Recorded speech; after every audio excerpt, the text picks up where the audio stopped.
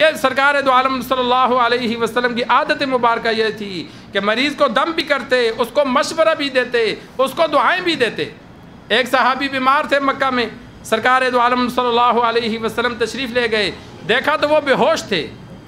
आप सल्लल्लाहु अलैहि वसल्लम ने वज़ू किया, वज़ू का पानी उस पर फेंका, वज़ू का पानी जमा किया, जमा करके उस पर फेंका। आप सल्लल्लाहु अलैहि वसल्लम के तबर्रुकात में अल्लाह ने शिफा रखी थी। ये आप सल्लल्लाहु अलैहि वसल्लम की खासियत है कि जो जिस चीज़ की निस्बत आप सल्लल्लाहु अलैहि वसल्लम के साथ है, अल्लाह तबारक व तआला ने उसको उम्मत के लिए बाइसे बरकत बना दिया है। आप सल्लल्लाहु अलैहि वसल्लम के बाल मुबारक उम्मे सलमा रज़ी अल्लाह ताला अन्हा के पास थे। वो जुल्फ़ों के 2-4 बाल थे, उन्होंने चांदी की नाली में डालकर उनको महफूज किया हुआ था। मदीना में कोई बीमार होता तो लोग पानी का प्याला लेकर आते, वो उस बालों वाली नलकी को पानी के प्याले में घुमाकर पानी वापस कर देती, मरीज़ को पानी पिलाते, अल्लाह शिफा दे देता। तो आप सल्लल्लाहु अलैहि वसल्लम के तबर्रुकात से, आप सल्लल्लाहु अलैहि वसल्लम के लुआब मुबारक में अल्लाह ने शिफा रखी थी। तो वज़ू का पानी उस बेहोश सहाबी के ऊपर फेंका तो अल्लाह तबारक व तआला ने उसे शिफा दे दी। वो फ़ौरन होश में आ गया, वो ठीक हो गया। वो मरने वाला था, उसने आप सल्लल्लाहु अलैहि वसल्लम से अर्ज़ की, या रसूलल्लाह, मेरी एक बेटी है, मेरा इतना ज़्यादा माल है तो मैं सारा सदका कर दूँ? आप सल्लल्लाहु अलैहि वसल्लम ने मुख्तसरन मना फरमाया कि तीसरा हिस्सा सदका कर, बाकी 2 हिस्से अपनी औलाद के लिए रख। चाहे एक बेटी है, सारा इसी वजह से वसीयत जो है वो तीसरे हिस्से में जारी होगी, तीसरे हिस्से से ज़्यादा माल में वसीयत जारी नहीं होगी। और आप सल्लल्लाहु अलैहि वसल्लम ने फिर उसे तसल्ली दी कि तू मरेगा नहीं, अल्लाह तुझे ज़िंदगी देगा और तुझसे अल्लाह मुसलमानों को नफ़ा देगा और कुफ़ार को रुसवा करेगा। और ऐसा ही हुआ, अल्लाह ने शिफा दे दी और बड़ा अरसा वो सहाबी ज़िंदा रहे। तो ये सरकार दो आलम सल्लल्लाहु अलैहि वसल्लम का मामूल था। एक मरतबा एक बच्चा सरकार दो आलम सल्लल्लाहु अलैहि वसल्लम की खिदमत में आता रहता था, यहूदियों का बच्चा था। जिस तरह महल्ले में बच्चे आ जाते हैं तो वह बच्चा भी आप सल्लल्लाहु अलैहि वसल्लम के घर आता, महफिल में आके बैठता, छोटे मोटे काम होते वो करता। आजकल तो बच्चों को काम कहो तो वो गुस्सा करते हैं कि भाई ना जान ना पहचान। सुन्नत अमल यह है कि जो छोटे बच्चे किसी भी महफिल में हो वो बड़ों की खिदमत करेंगे, बड़ों की बात मानेंगे, अपने हों या गैर हों। सहाबा का यह तरीका था, सफ़र में होते, हदर में होते, घर में होते, महल्ले में होते, तो जो बड़े सहाबा थे वो छोटों से या बच्चों से काम लेते थे और छोटे बच्चे खुश होकर काम करते थे।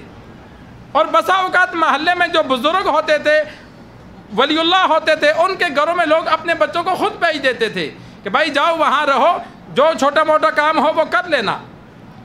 उम्मे सुलैम रज़ी अल्लाह ताला अन्हा मदीना की वाहिद औरत हैं जिनको अल्लाह ने यह एज़ाज़ दिया कि अनस रज़ी अल्लाह ताला अन्हु 10 साल के बच्चे थे तो वो बच्चा लेकर आ गई आप सल्लल्लाहु अलैहि वसल्लम के पास और कहा, या रसूलल्लाह, ये बच्चा आपके लिए वक्फ़ है, ये हमारे घर के काम नहीं करेगा, ये आपका खादिम है।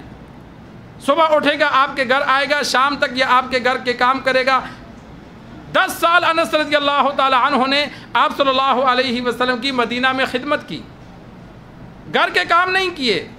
माँ ने आप सल्लल्लाहु अलैहि वसल्लम के हवाले कर दिया कि या रसूलल्लाह, ये बच्चा आपके लिए है। एक मरतबा आप सल्लल्लाहु अलैहि वसल्लम से अर्ज़ की, या रसूलल्लाह, ये बच्चा मैंने दिया, इसको दुआ भी दे दो। आप सल्लल्लाहु अलैहि वसल्लम ने दुआ दी, या अल्लाह, इसको उम्र लंबी दे, इसको माल ज़्यादा दे, इसकी औलाद में बरकत अता फरमा। 120 साल से ज़्यादा उम्र हुई और बच्चे इतने ज़्यादा कि इमाम बुखारी ने लिखा कि 120 बच्चे तो अनस रज़ी अल्लाह ताला अन्हु अपनी ज़िंदगी में दफन कर चुके थे। जिस तरह इंसान के अपने बच्चे, बेटियों के बच्चे, बेटों के बच्चे फौत हो जाते हैं, जिंदों का शुमार नहीं किया कि अनस रज़ी अल्लाह ताला अन्हु 120 बच्चे अपनी औलाद के अपनी ज़िंदगी में दफना चुके थे। इतनी ज़्यादा औलाद अल्लाह ने दी, अपनी औलाद भी ज़्यादा, बेटों की औलाद भी ज़्यादा, बेटियों की औलाद भी ज़्यादा। और माल, खजूर साल में 1 मरतबा फल देती है। अनस रज़ी अल्लाह ताला अन्हु का बाग उस दिन दुआ के बाद साल में 1 मरतबा नहीं, साल में 2 मरतबा फल देने लगा। अल्लाह ने कुदरत ही तब्दील कर दी। जो बाग साल में 1 मरतबा फल देता था, आप सल्लल्लाहु अलैहि वसल्लम की दुआ की वजह से साल में 2 मरतबा फल देने लगा। तो इसी तरह वो यहूदी बच्चा भी आप सल्लल्लाहु अलैहि वसल्लम की खिदमत करता था, बीमार हो गया, चंद दिन नहीं आया तो आप सल्लल्लाहु अलैहि वसल्लम ने पूछा, यार वो बच्चा आता था नज़र नहीं आता। सहाबा ने अर्ज़ की, या रसूलल्लाह वो तो बीमार है और शदीद बीमार है। आप सल्लल्लाहु अलैहि वसल्लम उठे और चल दिए। उसके जब घर गए तो देखा उसका वालिद उसके सर के पास बैठा तो रात पड़ रहा है। जिस तरह हमारे यहाँ मैयत की आखिरी वक़्त हो तो हम सूरत यासीन पढ़ते हैं, हुक्म है यासीन पढ़ी जाए कि अल्लाह तबारक व तआला मरने वाले की मौत को आसान कर देता है। तो सूरत यासीन जिसका रूह कब्ज़ हो रही हो, आखिरी हालत में हो, इंसान जो करीब हों जिनको पता चल जाए तो वह सूरत यासीन की उसके पास तिलावत करें। तो वो भी यहूदी थे, वो तौरात पढ़ रहा था।